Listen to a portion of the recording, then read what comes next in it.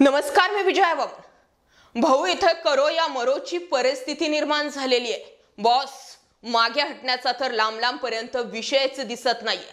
कारण म्हणजे मनोज जरांगे पाटील यांनी साधलेला टायमिंग.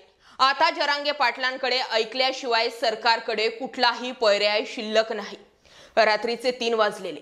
ठिकठिकाणी मराठ्यांचे घोळकेचे घोळके जमा झाले. एक मराठा लाख मराठा, जोराच्या घोषणा, गळ्यात मफलर टाकलेला, शरीराची पार कांडी झालेला पण आत्मविश्वासाने भरलेला माणूस त्यांच्या समोर येणार होता.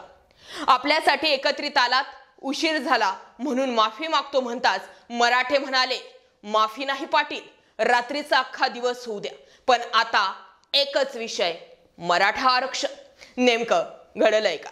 तर मराठा आरक्षणासाठी तब्बल 17 दिवस उपोषण करणारे मराठा समाजाचे नेते मनोज जरांगे पाटील यांचं लोकांना भलतंच आकर्षण आहे. जरांगे पाटील राज्यात त्यांच्या सभांना प्रचंड मोठ्या प्रमाणात प्रतिसाद मिळतो. संपूर्ण मराठवाडा जरांगे पाटील यांनी पिंजून काढला. ठिकठिकाणी त्यांचं जोरात स्वागत होतंय. या सभेतून जरांगे पाटील सरकारवर कडाडून हल्ला करतायत. त्यांच्या भाषणाची लोकांना झिंग चढली. ते ऐकण्यासाठी रात्रभर ते जागेच असतात. बीडमध्ये ते दिसून आलं. पण यामध्ये आपली एकजूट मोडण्यासाठी शेवटचा डाव टाकला जाणार आणि त्याचं सोल्युशन सुद्धा आपल्यालाच काढायचंय असं मनोज जरांगे पाटील यांनी म्हणताच मराठ्यांचा जीव भांड्यात पडला. एकीकडे ओबीसी समाजातील काही मंडळी मराठ्यांच्या अंगावर येतात. मनोज जरांगे पाटील यांची मागणी मान्य केल्यास आम्ही महाराष्ट्र पेटवू अशा धमक्या देत आहेत.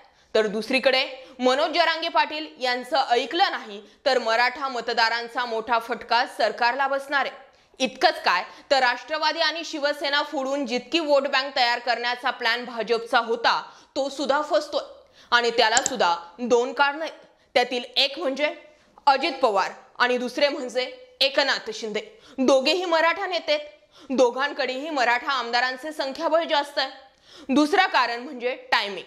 मनोज जरांगे पाटलांनी उपोषण आणि महाराष्ट्र दौऱ्यासाठी साधलेला टायमिंग. विषय इतकाच आहे की साधारण 6 महिन्यावर निवडणुका. लोकसभेत जास्तीत जास्त खासदार भाजपला हवे आहेत आणि खासदारांमध्ये सुद्धा मराठा खासदार जास्तच आहेत. इथे सुद्धा मोठा फटका केंद्राला बसू शकतो. आता दुसरा मुद्दा म्हणजे फडणवीसांनी मराठा आंदोलनाला वेटेज न देणं हा मुद्दा सुद्धा भाजपला चांगला शिकू शकतो. तारीख होती 13 सप्टेंबर. जरांगे पाटलांचं उपोषण सोडण्यासाठी मंत्रिमंडळातील बरीच नेते आलेली होती. पण मराठा असूनही अजित पवार आले नव्हते आणि देवेंद्र फडणवीस सुद्धा आलेले नव्हते. हा एक मुद्दा पवार आणि फडणवीसांविरोधात तिरकसपणा मराठा समाजाच्या मनात निर्माण करून गेला. आता बोलूयात जरांगे पाटलांना रोखण्यासाठी काय काय केलं जाऊ शकतं. त्यातील पहिली भीती तर स्वतः जरांगे पाटलांनीच बोलून दाखवली. आपलं आरक्षण आता शेवटच्या टप्प्यात आहे. आपल्यासाठी प्रशासन काम करतंय, पण आजवरचा अनुभव सांगतोय की शेवटच्या टप्प्यात मराठ्यांमध्ये फूट पडली आहे आणि किंवा पाडली जाते आणि आरक्षण आपलं जातंय. त्यामुळे हा प्रयोग यावेळी सुद्धा होईल. तर असं जर यावेळी झालं तर सरळ एक करा, जो कोणी गट पाडेल त्याचे सरळ पाय धरा. भाऊ, एवढ्या वेळेस तरी मध्ये येऊ नको असं सांगा. एकंदरीत काय, तर जरांगे पाटील सरकार काय करू शकतं आणि कधी करू शकतं याचा पूर्ण अभ्यास जरांगे पाटलांनी केला. आता फक्त या विषयात शेवटचा मुद्दा पाहू की मराठा आरक्षणाची प्रोसेस कुठवर आलेली. 80च्या दशकाच्या सुरुवातीलाच केंद्र सरकारमध्ये मंडल आयोगाच्या शिफारशीनुसार इतर मागासवर्गीयांना म्हणजे ओबीसींना आरक्षण दिलं. कुठल्याही जातीचा इतर मागासवर्गीयांमध्ये समावेश करण्यासाठी मंडल आयोगाने काही निकष जे होते ते आखून दिले. महाराष्ट्रात 1995 साली स्थापन झालेल्या पहिल्या राज्य मागासवर्ग आयोगाचे अध्यक्ष न्यायमूर्ती खत्री यांच्याकडे ज्यावेळी मराठा आरक्षणाचा प्रश्न आला त्यांनी 2000 साली अहवाल सादर केला. ज्या पोट जातीची नोंद मराठा कुणबी किंवा कुणबी मराठा अशी आहे त्यांना कुणबी जातीचे प्रमाणपत्र देऊ शकता. आयोगाच्या या शिफारशीमुळे मराठ्यांमधील काहींना ओबीसीत प्रवेश मिळाला. मात्र ज्या मराठ्यांच्या मागे किंवा पुढे कुणबी असा उल्लेख नाही त्यांची ओबीसीत वर्गवारी झाली नाही. त्यामुळे नंतर मराठा आरक्षणाचा प्रश्न न्यायमूर्ती RM बापट यांच्या अध्यक्षतेखालील आयोगाकडे आला.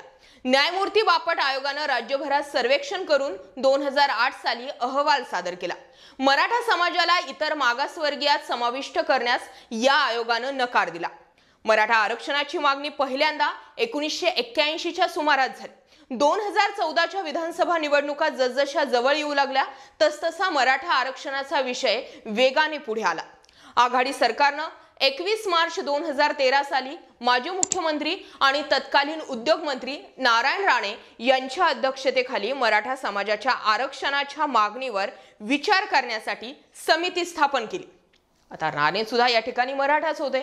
मग मराठा आणि कुणबी समाज एकच आहे आणि ज्याप्रमाणे कुणबी समाजाला आरक्षण आहे त्याप्रमाणेच मराठा समाजाला आरक्षण देण्यात यावं अशी शिफारस राणे समितीच्या अहवालामध्ये करण्यात आली।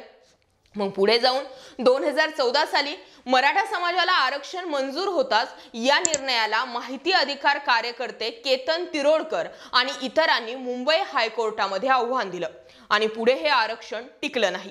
पण यावेळी ते शक्य होऊ शकतं, फक्त सरकारने प्रयत्न जे आहेत ते प्रामाणिकपणे केले पाहिजे असा देखील विषय मराठा आरक्षणाच्या मुद्द्यावर आहे।